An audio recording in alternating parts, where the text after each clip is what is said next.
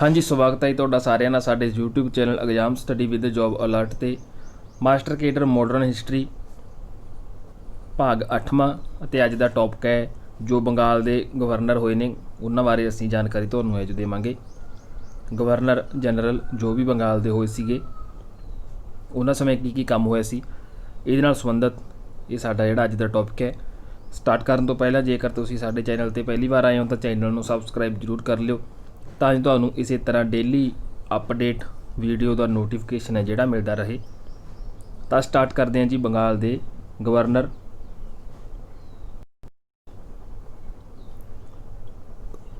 General Bengal ਪਹਿਲੇ ਸੀਗਾ Robert Clive 1757 ਤੋਂ 60 1765 ਤੋਂ 67।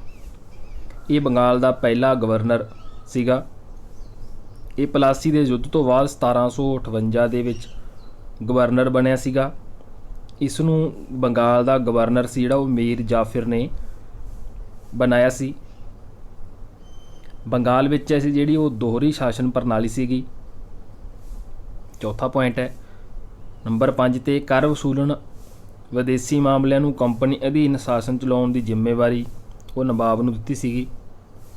6ਵਾਂ ਪੁਆਇੰਟ ਹੈ ਮੁਗਲ ਸਮਰਾਟ ਸ਼ਾਹ ਆਲਮ ਦੂਜਾ ਦੇ ਨਾਲ ਹੈ ਜਿਹੜੀ ਇਲਾਹਾਬਾਦ ਦੀ ਸੰਧੀ ਉਹ 1765 ਦੇ ਵਿੱਚ ਹੋਈ ਸੀ। 7ਵਾਂ ਪੁਆਇੰਟ ਹੈ ਬੰਗਾਲ ਦੇ ਉਪ ਦੀਵਾਨ ਤਾਂ ਉਹ ਸੀਗੇ ਮੁਹੰਮਦ ਰਜ਼ਾ ਖਾਂ। ਬਿਹਾਰ ਦੇ ਉਪ ਦੀਵਾਨ ਉਹ ਸੀਗੇ ਰਾਜਾ ਸਿਤਬਰਾਏ। ਇਸ ਤੋਂ ਇਲਾਵਾ ਹੋਰ ਗਵਰਨਰ ਸੀ ਜਿਹੜੇ ਜਿਵੇਂ ਬਰੇਲਾਸਟ 1767 ਤੋਂ 69, ਵਾਰਨ ਹੇਸਟਿੰਗਸ 1772 ਤੋਂ 74। ਬੰਗਾਲ ਦੇ ਗਵਰਨਰ ਜਨਰਲ ਵਾਰਨ ਹੇਸਟਿੰਗਸ 1774।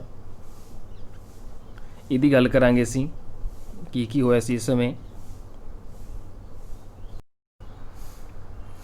ਤਾਂ ਪਹਿਲਾ ਪੁਆਇੰਟ ਸੀ ਰੈਗੂਲੇਟਿੰਗ ਐਕਟ 1773 ਈਸਵੀ ਦੇ ਅਨੁਸਾਰ ਬੰਗਾਲ ਗਵਰਨਰ ਨੂੰ ਬੰਗਾਲ ਦਾ ਗਵਰਨਰ ਜਨਰਲ ਬਣਾ ਦਿੱਤਾ ਸੀਗਾ ਅਤੇ 5 ਸਾਲ ਦਾ ਜਿਹੜੀ ਕਾਰਜਕਾਲ ਸੀ ਉਹ ਨਿਸ਼ਚਿਤ ਕਰ ਦਿੱਤਾ ਸੀ। ਦੂਸਰਾ ਪੁਆਇੰਟ ਹੈ ਬੰਗਾਲ ਦਾ ਪਹਿਲਾ ਗਵਰਨਰ ਜਨਰਲ ਵਾਰੇਨ ਹੇਸਟਿੰਗਸ ਹੈ। 1773 ਰੈਗੂਲੇਟਿੰਗ ਐਕਟ ਦੇ ਅਧੀਨ 1774 ਦੇ ਵਿੱਚ ਬਣਿਆ ਸੀਗਾ। 1772 ਵਿੱਚ ਇਸ ਨੇ ਜੋ ਹਰੇਕ ਜ਼ਿਲ੍ਹੇ ਵਿੱਚ ਇੱਕ ਫੌਜਦਾਰੀ ਅਤੇ ਦੀਵਾਨੀ ਅਦਾਲਤਾਂ ਦੀ ਸਥਾਪਨਾ ਕੀਤੀ ਸੀ। ਤਾਂ ਇਸ 'ਤੇ ਪ੍ਰਸ਼ਨ ਬਣਦਾ ਹੈ ਕਿ ਫੌਜਦਾਰੀ ਅਤੇ ਦੀਵਾਨੀ ਅਦਾਲਤਾਂ ਦੀ ਸਥਾਪਨਾ ਕਿਸ ਨੇ ਕੀਤੀ? ਤਾਂ ਇਹ ਕੀਤੀ ਜੀ ਵਾਰੇਨ ਹੇਸਟਿੰਗਸ ਨੇ 1772 ਦੇ ਵਿੱਚ।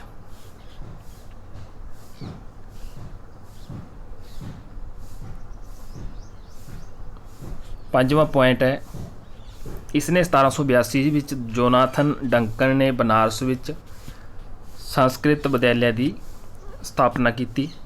6ਵਾਂ ਪੁਆਇੰਟ ਹੈ ਇਸ ਨੇ 1781 ਦੇ ਵਿੱਚ ਕਲਕੱਤਾ ਵਿੱਚ ਮੁਸਲਿਮ ਸਿੱਖਿਆ ਵਿਕਾਸ ਲਈ ਪਹਿਲਾ ਮਦਰਸਾ ਖੋਲ੍ਹਿਆ। ਤਾਂ ਇਸ 'ਤੇ ਪ੍ਰਸ਼ਨ ਪੁੱਛਿਆ ਜਾ ਸਕਦਾ ਹੈ ਕਿ ਮੁਸਲਿਮ ਦੀ ਸਿੱਖਿਆ ਲਈ ਮਦਰਸਾ ਕਿਸ ਨੇ ਖੋਲ੍ਹਿਆ ਸੀ ਕਲਕੱਤਾ ਦੇ ਵਿੱਚ? ਤਾਂ ਵਾਰੇਨ ਹੇਸਟਿੰਗਸ ਨੇ 1781 ਦੇ ਵਿੱਚ।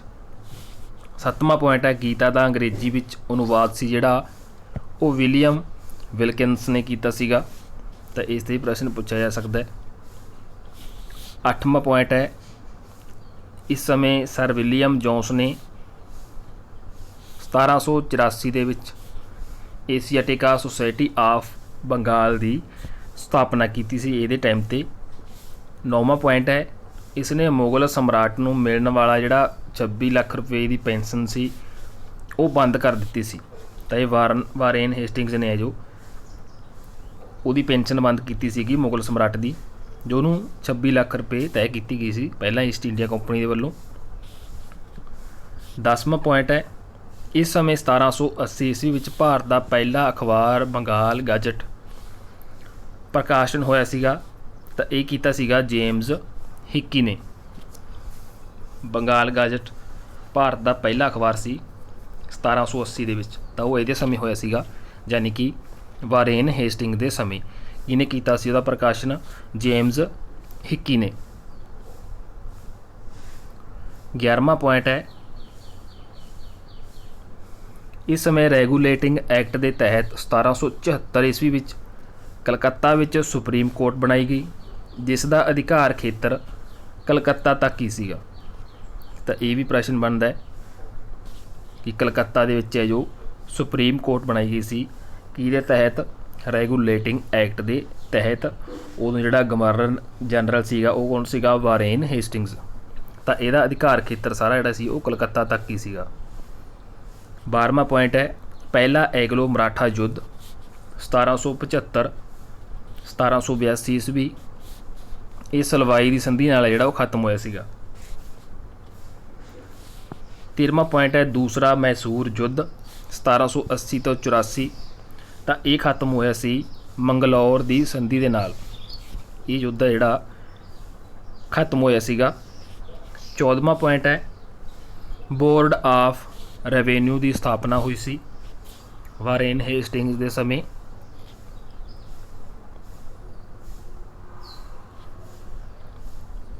15ਵਾਂ ਪੁਆਇੰਟ ਹੈ ਪਿਟਸ ਇੰਡੀਆ ਐਕਟ 1784 ਦੇ ਵਿਰੋਧ ਕਰਕੇ ਜੋ ਇਹ ਇੰਗਲੈਂਡ ਚਲਾ ਗਿਆ ਸੀਗਾ।